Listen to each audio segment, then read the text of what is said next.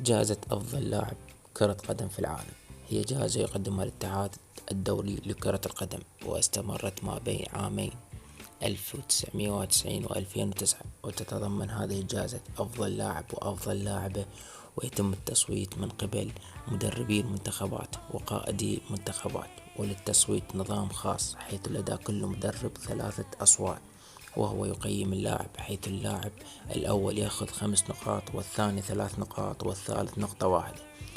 وبدأ جائزة الرجال في سنة 1991، أما جائزة النساء فبدأت في سنة 2002.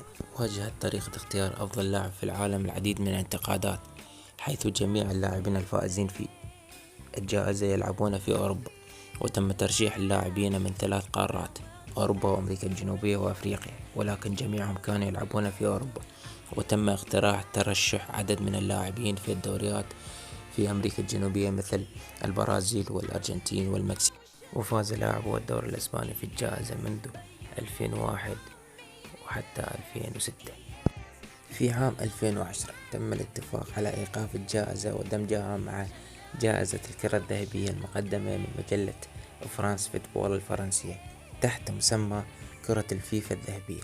وفي عام 2016 لم تتوصل مجلة فرانس فوتبول مع الفيفا للاتفاق حول تجديد العقد، وبالتالي ستعود الجائزة لأفضل لاعب كرة قدم في العالم المقدمة من الفيفا وبشكل جديد تحت مسمى ذا بيست الأفضل، فيما ستعود الكرة الذهبية للمجلة. أول لاعب فاز بالجائزة هو لوتار ماتيوس في سنة 1991. أكثر لاعب فاز بالجائزة هو زيدان ورونالدو البرازيلي وكريستيانو رونالدو، فاز كل منهما 3 مرات. اللاعبين الذين فازا بالجائزة لمرتين متتاليتين هم رونالدينيو ورونالدو وكريستيانو رونالدو وليفاندوسكي. أصغر لاعب فاز بالجائزة هو رونالدو في سنة 96 حيث كان عمره 20 عام.